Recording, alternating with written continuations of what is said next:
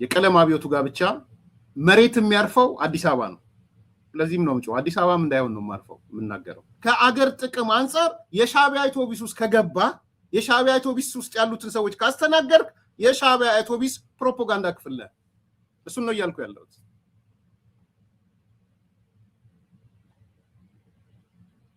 ባይሆን ኖሮ አይ እኔ ጦርነት ይቁም አገዛዝ ይቁም ስትሉ ቲፒኤልኤፍን ቀንሳችሁ የቲፒኤልኤፍ የዘመቻው አካል እኮ ነው ይላችሁ እያሉ ያሉት እኮ የኢትዮጵያ መንግስት እጁን አጣጥፎ በአሁን ሰዓት በኢትዮጵያ ፖለቲካ ውስጥ ምናልባትም እስከሚቀጥለው አመት አዲስ አመት ወይም መስከረም 30 ድረስ መስከረም 30 የሚለውን አስምሩልኝ 2019 የኢትዮጵያ የፖለቲካ ጡዘት እና የጦርነት አዝማሚያ ተመጋግበው ነው የሚሄዱት።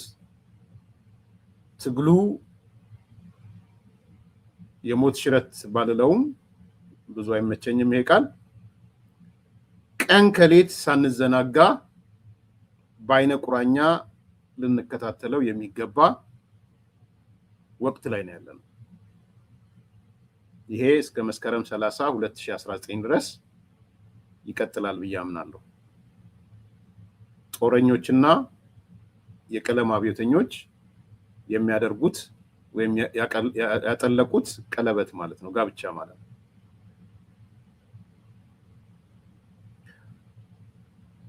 ስለዚህ በአይነ ቁራኛ ልንከታተለው የሚገባ ነገር እንደሆነ አዲስ ኮምፓስ የጸና እምነት አላት።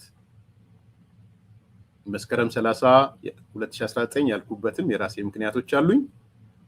እስከ መስከረም 30 2019 አበይት የሆኑ በኢትዮጵያ ፖለቲካ ውስጥ መሰረታዊ ለውጥም ይሁን መሰረታዊ ትራንስፎርሜሽን ሊያመጡ የሚችሉ ነገሮች አሉ።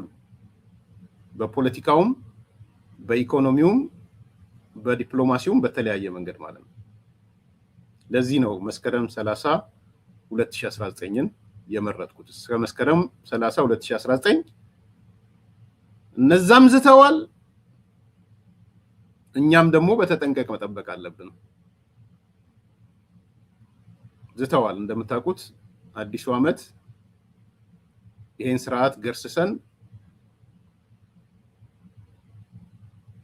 የሽግግር መንግስት ነው የሽግግር ምናምን የሚባል የቀውስ መንግስት እናመጣለን የሚል ዛቻ እየሰማችሁም ስለሆነ ማለት ነው።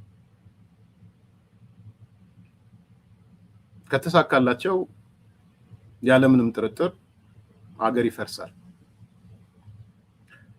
ይሳካላቸዋል ብዬ አላምንም። አዲስ ኮምፓስም አያምንም እንደ ሚዲያ። ነገር ግን በአይነ ቁራኛ መከታተል አለብን ብለን ደግሞ እናምናለን። ስለዚህ የሚቀጥለው እስከ መስከረም 30 2019 ያለው የኢትዮጵያ ፖለቲካ በአይነ ቁራኛ የምንከታተለው ነው ማለት ነው። አንደኛው ምርጫ ነው። የምርጫን ሽፋን አድርገው አሁን ትላንት ሰሞኑን ከአንዳንድ ሰዎች ጋር እዚህ ውጭ ሀገር ካሉት ስነጋገር ነበር። ይሄ የቀለም አብዮት እናቀጣጥላለን ያሉት ውስጥ ያሉ ሰዎች ናቸው።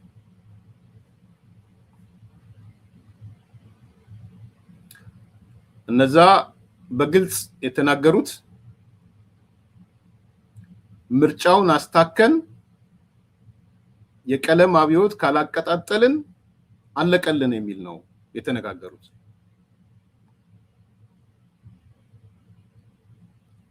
በተጨባጭ መረጃ ነው የምነግራችሁ። ይሄ አብሮነት ምናምንነት በሚል የተሰባሰቡት የቀለም አብዮተኞች ባይዘዌ መሪያቸው ሻዕቢያ ነው። እነ ወዲ ሻዕቢያ ናቸው ከጀርባ ያሉት። ዝም ብላችሁ የምታያቸው ይሄ ጉምቱ ፖለቲከኞች ኤክስ ዋይ ዜድ የምትሏቸው ተከታዮች ናቸው። አናቅም ነበር እየተባለ አንገታቸው እየተመቱ ማለት ነው። ስለዚህ እነሱ ውስጥ ያሉ ሰዎች አንዳንዶቹ ይቆረቁራቸዋል። እውነት ለመናገር የሚቆረቁራቸው እዛ ውስጥ ሆነው የሚቆረቁራቸዋል። ጊዜና ዘመኑ ሲመጣ ግልጽ ይሆናል። እኔን አትጠራጠሩኝ በዚህ ጉዳይ ላይ። በነገራችን ላይ እመኑኝ እያልኩ አይደለም እንደፈለጋችሁ። ነገር ግን 1 2 3 ብለው የነገሩኝ የሰማሁት አንደኛ በዋናነት የሚቆጣጠረው ወዲ ሻዕቢያ ነው።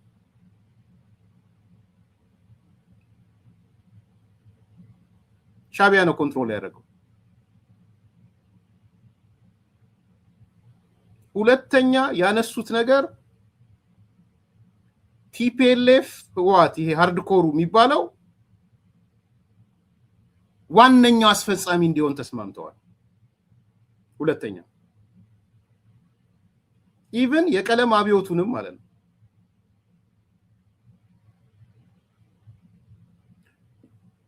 ቲፒኤልኤፍ ጦርነቱን ሲጀምር ከዚህ ከጽንፈኛው አማራም የኦሮሞ ኃይል ጋር ሆኖ አት ዘ ሴም ታይም ግን የቀለም አብዮቱ አብሮ መቀጣጠል አለበት ነው። ስለዚህ ጋብቻ የፈጸሙት ጦርነት ኃይሎቹና የቀለም አብዮት ኃይሎቹ ጋብቻ ፈጽመው ነው እየተንቀሳቀሱ ያሉት። መተው ሲነግሯችሁ እኛ ጦርነት እንጠየፋለን ምናምን ውሸታቸውን ነው። እየተመጋገቡ ነው የሚሰሩት። ቅድም ያልኳችሁ ስብስብ ውስጥ ህወሓት አባል ነው። በግለሰብ ደረጃ የውጭ ሀገር የህወሓት ወኪሎች የዚህ የቀለም አብዮቱ አካል አባላቶች ናቸው። የህወሓት አመራሮች ውጭ ያሉት በስም ይታወቁ ማለት ነው።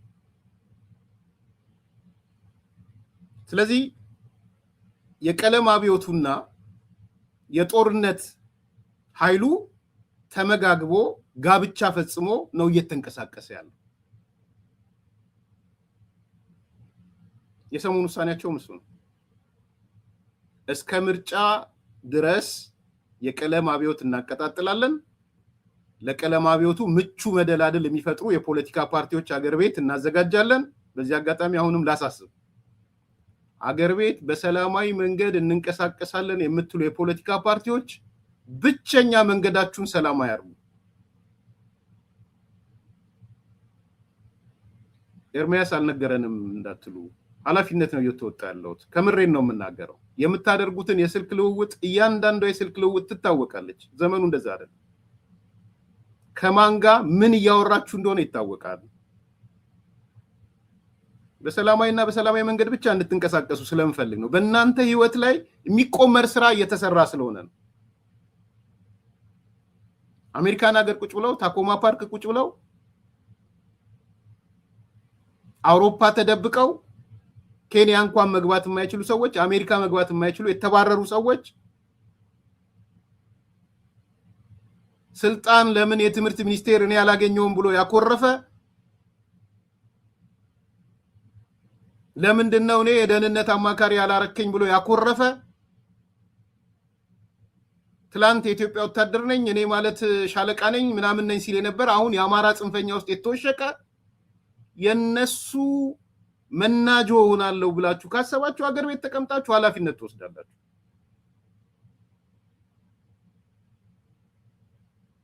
የምታደርጉት የስልክ ልውውጥ፣ የምታደርጉት የገንዘብ ትራንዛክሽን፣ የምታገኟቸው ሰዎች፣ ኮሙኒኬት የምታደርጓቸው አመፃን የሚሰብኩ ናቸው። የመንግስት ለውጥ በኃይል የሚጠይቁ ሰዎች ናቸው። አገር ቤት ላላችሁ የፖለቲካ ፓርቲዎች ነው እየነገርኳችሁ ያለው። የወሰኑትን ውሳኔም ነው አብሬ እየነገርኳችሁ። ምርጫን ተገን አድርገን አገር ቤት ያሉ ፖለቲካ ፓርቲዎችን ተጠቅመን የቀለም አብዮት እናስነሳለን ነው ፕሮጀክቱ። አንዳንዶቻችሁ ምርጫው 2 ቀን ሲቀረው ቦይኮት ልታደርጉ እንደተዘጋጃችሁም ተነጋግራችኋል። በግልጽ ልንገራችኋል። እኔ መረጃ ሳይኖረኝ አልናገርም። ከምሬን ነው። ሚዲያውን ተጠቀሙት። ፋናም ጋር ሂዱ፣ ኢቲቪም ጋር ሂዱ፣ ሌላ ሚዲያም ጋር ሂዱ፣ ቀስቅሱ። ህዝቡን ካነሳሳችሁ በኋላ ምርጫው 2 ቀን ሲቀረው ቦይኮት አድርጉ ተብሎ ትእዛዝ ተሰጥቷቸዋል።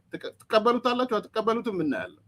2 ቀን ሲቀረው ውጡ፣ ዓርብ ዕለት ውጡ፣ ሐሙስ ዕለት ውጡ ይተባላችኋላችሁ። ሰኞ ነው መሰለኝ ምርጫው።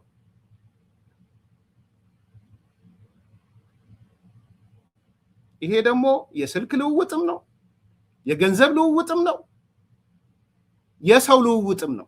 መልእክተኛ ሆነው ከአሜሪካን ሀገር የሄዱ ከአውሮፓ የሄዱ እናንተን ኮሙኒኬት ያደርጓችሁ ሰዎች አሉ። ይሄ ንግግር ዋሽንግተን ዲሲ ክሪስታል ሲቲ የተደረገ ስብሰባ እነ ወዲ ሻቢያ ሪፖርት ያቀረቡበት ነው። ልንገራችሁ፣ ታኮማ ፓርክ ያሉ ሰዎች ሪፖርት ያቀረቡበት ነው።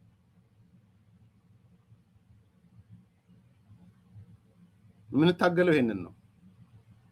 ስለዚህ የቀለም አብዮተኞቹ እዚህ ዋሽንግተን ዲሲ ሰላማዊ ሰልፍ እናደርጋለን፣ ማሳይ ለንደን ሰላማዊ ሰልፍ እናደርጋለን፣ የማህበራዊ ድረገጽ ሚሊዮኖች የፌስቡክ የምናምን ከእንደገና ደግሞ የምንድነው ስሙ የሳተላይት ሚሊዮኖቹን ሰላማዊ ሰልፍ እናደርጋለን የሚለው ማጠቃለያው አገር ቤት ያሉ በሰላማዊ ትግል ተመዝግበው ምርጫ ብለው የገቡትን አካላቶች ህዝቡን ቀስቅሰው የቀለም አብዮት እንዲያስነሱ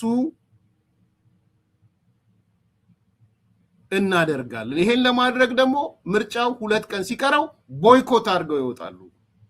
ይሄን የወሰኑት ነገ እኔ ወደ ህግ ብትቀርቡ ዛሬ ስለነገርኳችሁ ልክ አይደለም አልልም። በመረጃ በማስረጃ የተደገፉ ነገሮች እንዳሉ መረጃዎች አሉኝ። አገር ቤቱም ተውት ነው ያልኳችሁ ያለሁት። ስለ አገር ቤት የመንግስት አካላት ምናምን ተውት። እዚህ የተሰበሰቡ ሰዎች ነው ያልኳችሁ ያለሁት። አሜሪካን ሀገር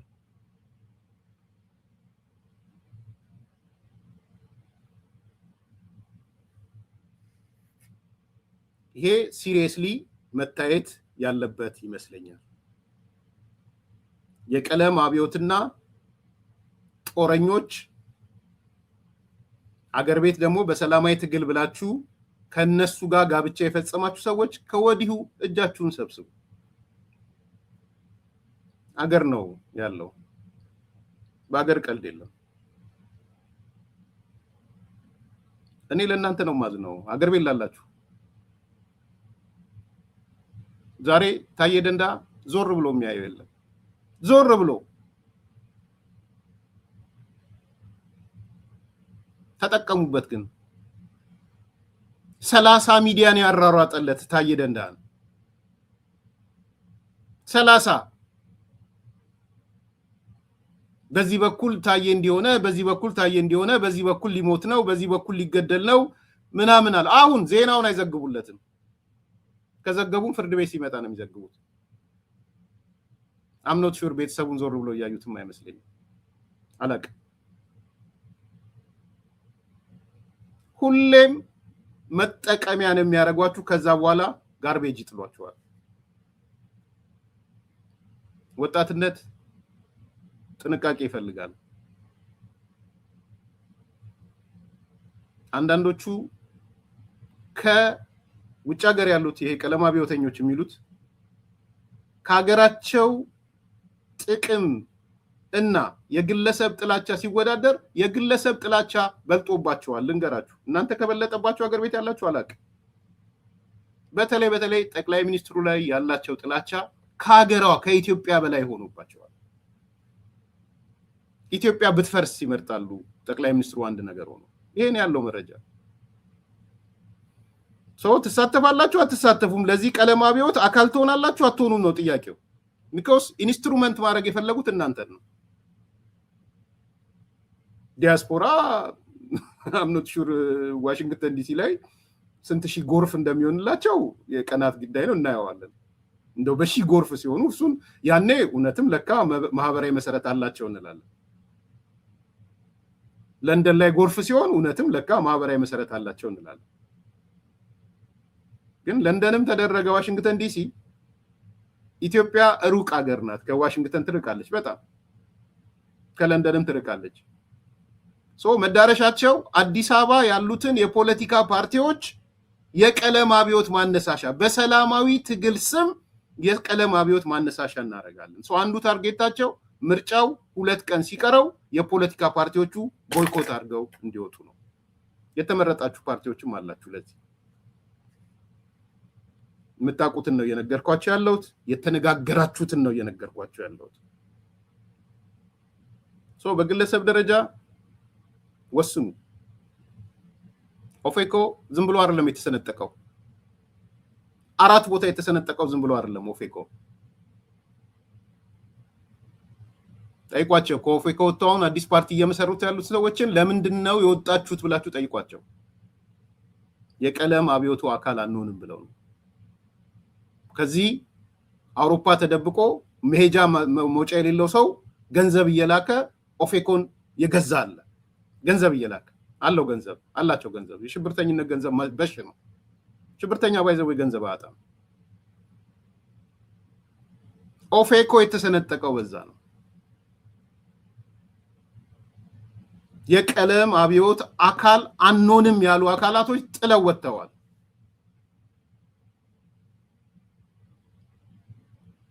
የቀሩት ናቸው እያልኩ አይደለም፣ ግን ደግሞ ገንዘብ የሚያማልላቸው እንዳሉ ማውቃለሁ። ኦፌኮ ውስጥ እንጂ አንዳንዶቹ እኔ ቢራ ጠጥቼ ነው ፖለቲካ የምሰራው የሚሉ እንዳሉ ማውቃለሁ። ያም ሆነ ይሄ ጋብቻ የቀለም አብዮቱ ጋብቻ መሬት የሚያርፈው አዲስ አበባ ነው። ለዚህም ነው ምንጭው አዲስ አበባም እንዳይሆን ነው ማርፈው የምናገረው። የአዲስ አበባ ህዝብ ይሳተፋል እያልኩ አይደለም። ኦልሬዲ ህዝቡ አውቋቸዋል። እውነት ለመናገር አውቋቸዋል። በሚገባም ለይቷል። አሁን የኑሮ ውድነት ቢደቁሰው፣ ኢኮኖሚ ቢደቁሰው፣ ስራ አጥነት ቢደቁሰው ከሻቢያ መንገድና ከቀለም አብዮተኞች ከዲያስፖራ ቀለም አብዮተኞች አዲስ አበባ መፍትሄ እንዳለ ህዝቡ ገብቶት ጠንቅቆ አውቋል። ያ ማለት ግን ችግር አይፈጥሩም ማለት አይደለም።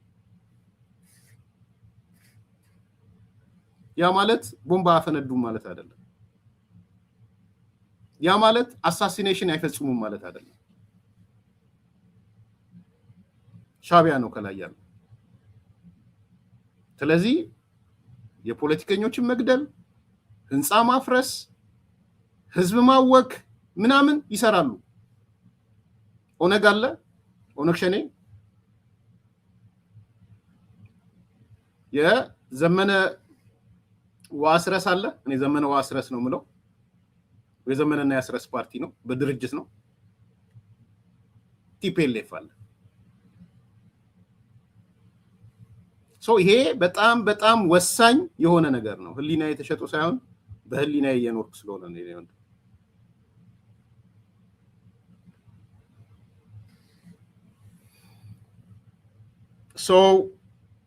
የጦርነትና የቀለም አብዮተኞችን ለሚቀጥሉት እስከ መስከረም 30 2019 በአይነ ቁራኛ እንከታተላቸው። የቀለም አብዮተኞች ሳጠቃልለው ስብሰባ ተቀምጠው ነበረ ሰሞኑን። እስከ ምርጫ ድረስ የሚሰሯቸውን ስራዎች ተነጋግረዋል። ዋሽንግተን ዲሲ አውሮፓ ተቀምጠው በዋናነት የሚያሽከረክራቸው ወዲ ሻቢያ ነው። የሻቢያ አንድ ተቀጣሪ አለ። እኔ እስከማውቀው ድረስ ኤርትራ ማለት ምናምን ብሎ አሁን ሰሞኑን ሲጽፍ አይታችሁታል። ምን አይነት ማፈሪያ እንደሆነ። የኤርትራ መሪዎች ኢትዮጵያን እንደሚወዱ ነው የዛሬ የትላንት ቲዩት ያደረገውን አይታችኋል። ኢትዮጵያን እንደሚወዱ ነው ማቀም። አሁን ደነገጠ። የምናቀርበው ሪፖርት የምናቀርበው ዶክመንት ማስረጃ ስላስደነገጣቸው ወጥቶ ጻፈ። እኔ እስከማውቀው ድረስ የኤርትራ መሪዎች የኢትዮጵያ ወዳጆች ናቸው። ምን ነው የኢትዮጵያ ወዳጅ ቢሆኑ በልመና የተጠየቁትን የባህር በር መፍቀድ ለምን ተሳናቸው? ወዲ ሻቢያ ሌላውን ሁሉ ተወው እስቲ። አንተን አይደለ መልክተኛው ተላላኪያቸው? በልመና የተጠየቁትን እባካችሁ እንግዲህ አንተ ማለት እንግዲህ አባቶቻችሁ አሰብን ያቀኑ ሰዎች ናቸው። የእሳት ልጅ አመድ የሚባለው ለዛ ነው የእሳት ልጅ አመድ የምለው። አሰብን ያቀኑ የአሰብ ንጉስ የሚባሉ አንተው ነግረኸኛል እኮ አሰብ ሲሄድ እንባ ይተናነቀኛል ብለኸኛል። አልቅስ እውነት ነው። እኔም ማላቃት አሰብ ጽሁፍ አንብቤ አልቅሻለሁ። እኔም ማላቃት አሰብ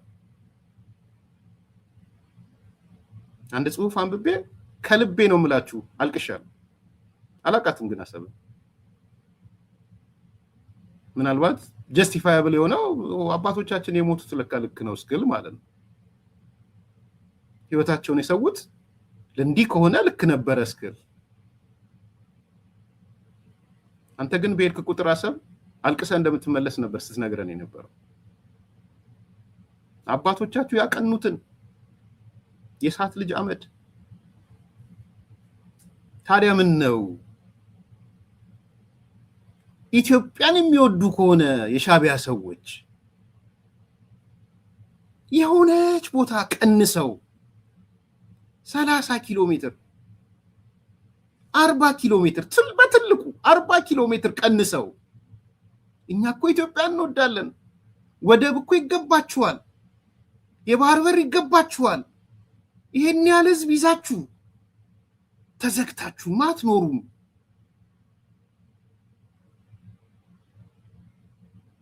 የኢትዮጵያ ፍቅር አለን እንተ እንደጻፍከው ከሆነ ምን ነው ይሄ ማለት ቸገራቸው? ባይ ዘ ዌይ ሚዲያ ከመጣ ጠይቁት፣ ይሄን ጥያቄ ጠይቋቸው፣ አንዳርጋቸውን ጨምራችሁ የምትሰብኩልን ስብከት ትላንት ተቀብለን እኛም ማስተጋብተናል። ዛሬ መታችሁ ግን አይናችሁን በጨው አጥባችሁ የኤርትራ አመራሮች ኢትዮጵያን ይወዳሉ የሚል ጽሁፍ ነው እየጻፋችሁ ያላችሁት። እሺ እንውሰደው፣ ኤርትራ ይወዱናል፣ በቃ እንደው ከልባቸው ነው የሚወዱን። ኢሳያስ በጣም ነው የሚወደን፣ ሻቢያ በጣም ነው የሚወደን። የሚወድ ሰው ግን የሚሰጠው ነገር አለው። ስጡን እስቲ በሏቸው፣ ጠይቋቸው። በመውደዳቸው ልክ ኢትዮጵያ መዘጋት የለባትም ብለው ይስጡን እስቲ። የተጠየቀው እኮ በሰላማዊ መንገድ በር ነው፣ ተዘግቶብናል፣ በር ይከፈትልን ነው የተባለው። ዛሬም ይሄን ጥቁር ፕሮፓጋንዳ የሚጋት ማዕት ነው ያለው። የኤርትራ መሪዎች ኢትዮጵያን ይወዳሉ። ከምንድን ነው አምጥተህ የጻፍከው? ዛሬ ለምን ጻፍከው? ቢኮስ እውነታው እየተገለጠ ስለሆነ።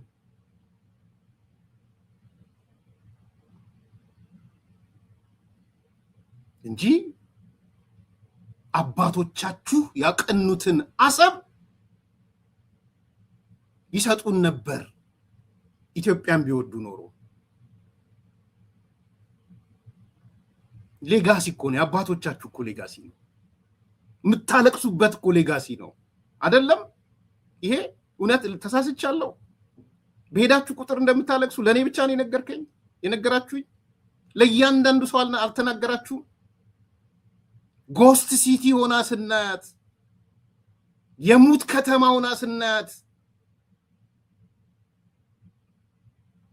እናለቅሳለን ብላችሁ ነው የተናገራችሁት።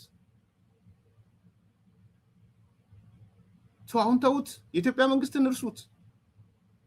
ለኢትዮጵያን የሚወዱ ከሆነ እስቲ ቃል ይግቡላችሁ። ይሄ መንግስት ሲወገድ የባህር በር እንሰጣችኋለን፣ አሰብን እንመልስላችኋለን ብለው ቃል ይግቡላችሁ እስቲ። ያኔ ምናልባት በከፊል ደግፋችኋል፣ በከፊል ደግፋችኋል። ያኔ እውነትም ለካ ምናልባት እነዚህ ሰዎች የኢትዮጵያ ወዳጅ ናቸው ብዬ ደግፋለሁ። አዲስ ኮምፓሶች በጣም በጣም በጣም በጣም ተጠንቀቁ። እነዚህ ሰዎች ኢትዮጵያን ቢወዱ ኖሮ አብሮነት ምናምንነት ወዲ ሻቢያ ምናምን ትሏቸው የሻቢያ ተላላኪ ባይሆኑ ኖሮ የኢትዮጵያ ሰንደቅ ዓላማ ሲረገጥ በቃን ተቆራረጥን ይሉ ነበር።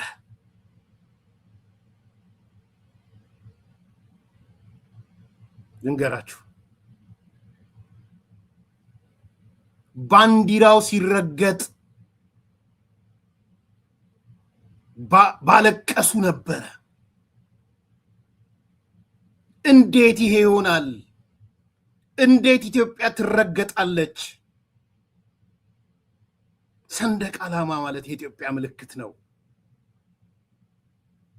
አረንጓዴ ቢጫ ቀይ ይዘው ነበር ለብሰው ሲያለቅሱ ያየናቸው በዚህ በፊት ባድመ ምናምን ጦርነት የኢትዮ ኤርትራ ህወሓትን አሸነፍን የተባለለት ሻምፓኝ እየከፈቱ ሰንደቅ ዓላማ ለብሰው ሲያለቅሱ ነው ያየናቸው ኢሳት ስቱዲዮ ምን ነው ታዲያ ዛሬ ባንዲራው ሲረገጥ የትሄዳችሁ መሪዎቹን ይርገጧቸው ዶክተር አብይን ይርገጡት አቶ መለስን ይርገጡት ኮሎኔል መንግስቱን ይርገጡት አፄ ኃይለ ሥላሴን ይርገጧቸው ምናልባት አስተዳደራዊ እንትኑ በቃ አልተመቸንም ብሎ ሊሆን ይችላል ግን ህሊናችሁ ምን ቢሆን ነው ያቺ ሴትዮ ባይዘው እኔ ማቃት እዛ ሙዚየሙ ላይ ያያችኋት ዋናው የኤርትራ የኤግዚቢሽን እና ምናምን ኃላፊ ናት በነገራችን እኔ ኢሳት ያለው ኢሳት ሄዱ ኤርትራ ሁለት ጋዜጠኞች ታውቃላችሁ እነሱን ኦሪንቴሽን ሲሰጣቸው የነበረች ሰው ናት ያቺ ሴትዮ ማለት ኤግዚቢሽኑን ያዘጋጁት ምን ነው ታዲያ ልክ አይደለም አሁንስ ቋቅ እንዴት ምልክታችን የሆነውን አረንጓዴ ቢጫ ቀይ ባንዲራ ሰንደቅ ዓላማ የኢትዮጵያ ማንነት ይረገጣል ምን ተሳናችሁ ይሄን ለማድረግ ምን ጎደላችሁ ይሄን ለማድረግ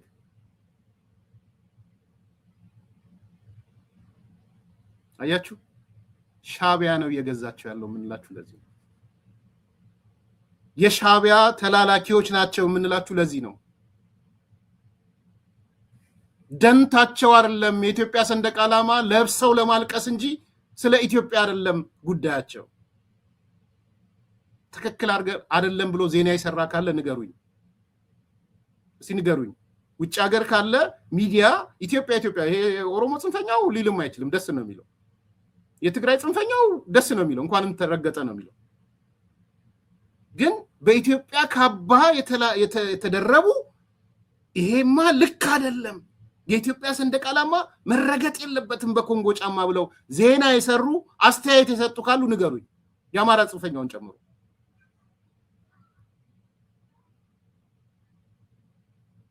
የአማራ ጽንፈኛውን ጨምሮ ሚኒሊክ ምናምን የሚለው አፄ ኃይለ ሥላሴ ምናምናችን ንጉሳችን የሚሉን ጨምሮ አፄ ኃይለ ሥላሴ መረገጥ የለባቸውም ብሎ ዜና የሰራ ንገሩኝ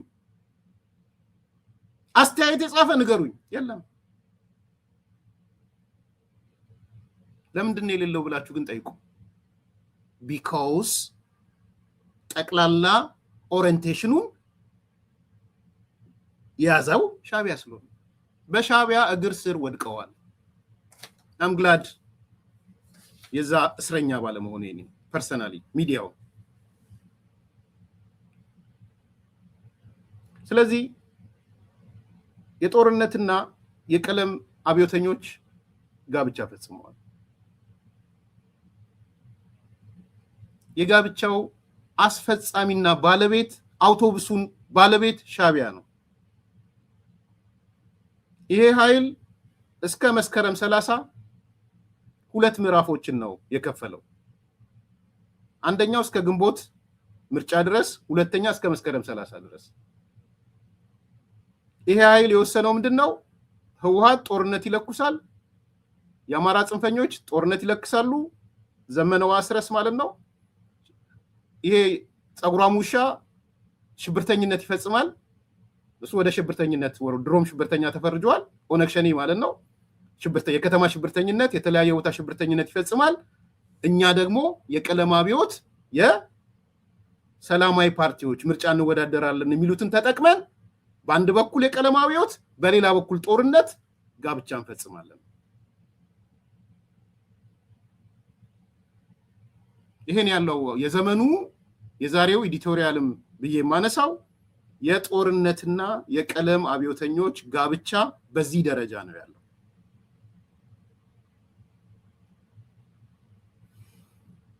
ስለዚህ ምርጫው አንድ ነው፣ ሌላ ምርጫ የለም። ወይ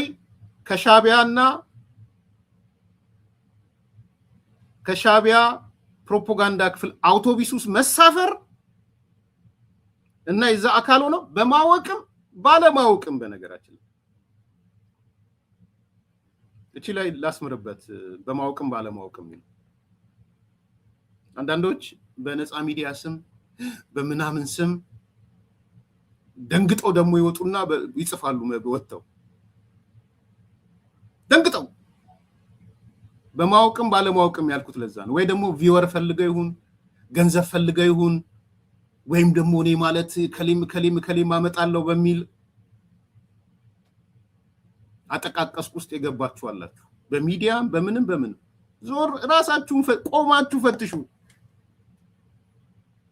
አሁን አብሮነት ምናምን መግለጫ ወጣ የደረሰኝ ብላችሁ አንዳንዶቻችሁ ለጥፋችሁ ሚዲያ ስታስተጋቡ ነበር። ራሳችሁን እስቲ ጠይቁ።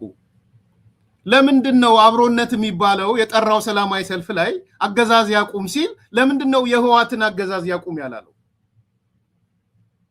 just tell us እስቲ ንገሩን። ነው እናንተ በጽሁፍ ልትወጡና ህዋትም መፈረጃ አለበት ልትሉ ነው? እናንተ የምታስተናግዷቸው ሰዎች እንደሱ አይደል? ንገሩን እስቲ ለምንድነው አገዛዝ ይቁም ጦርነት ይቁም ሲሉ ለአንዲት ቀን ህዋት ጦርነት ያቁም ብለዋል? አብሮነት ህዋት ጦርነት ያቁም ብሎ ያውቃል? ለሶኮል ዳር አብሮነት ብሎ ያውቃል?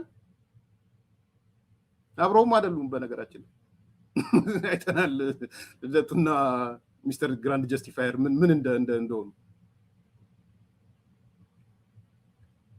ሶ ፌደራል መንግስቱን ወይም የብልጽግና መንግስትን ወይም ጠቅላይ ሚኒስትሩን በሚፈርጁት መጠን ጦርነት አቁም ምናምን በሚሉት መጠን ለምንድነው ቲፒኤልኤፍን የማይሉት ብላችሁ ራሳችሁን ጠይቁ ራሳችሁን። ያኔ ነው አቋማችሁን የምታውቁት።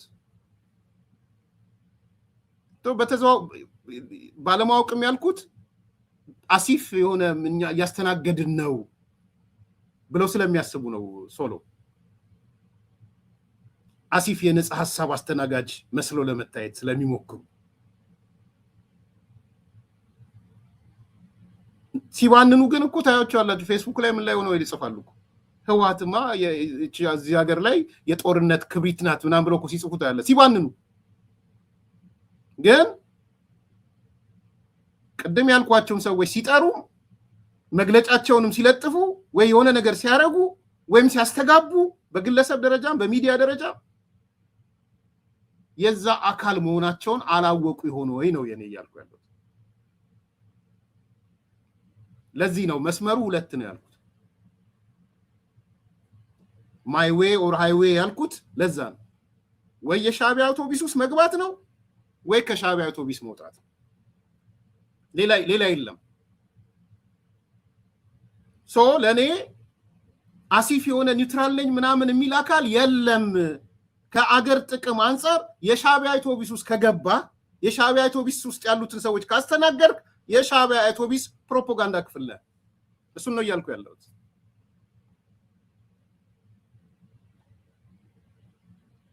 ባይሆን ኖሮ አይ እኔ ጦርነት ይቁም አገዛዝ ይቁም ስትሉ ቲፒኤልኤፍን ቀንሳችሁ የቲፒኤልኤፍ የዘመቻው አካል እኮ ነው ይላችሁ እያሉ ያሉት እኮ የኢትዮጵያ መንግስት እጁን አጣጥፎ የኢትዮጵያ መንግስት አፉን አጥፎ ቲፒኤልኤፍ ግን አረጎራው እያለ ወደ አዲስ አበባ በፈረስ እንዲመጣ እኮ ነው እየሰሩ ያሉት። ይሄ ነው እኮ እየተሰራ ያለው። አሁን ጎራው ለይቷል።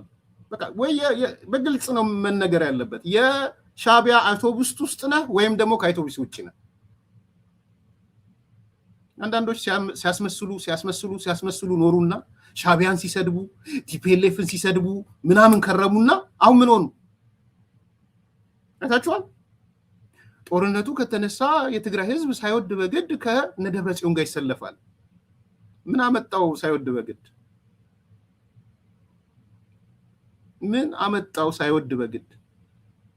እነዚህ ሰዎች እኮ ሻዕቢያ የሀገር ጠላት፣ የሀገር በሽታ፣ የሀገር ህመም፣ ኤርትራዊ ብሔርተኝነት የሀገር ህመም ሲሉ የከረሙ እኮ ሰዎች ናቸው።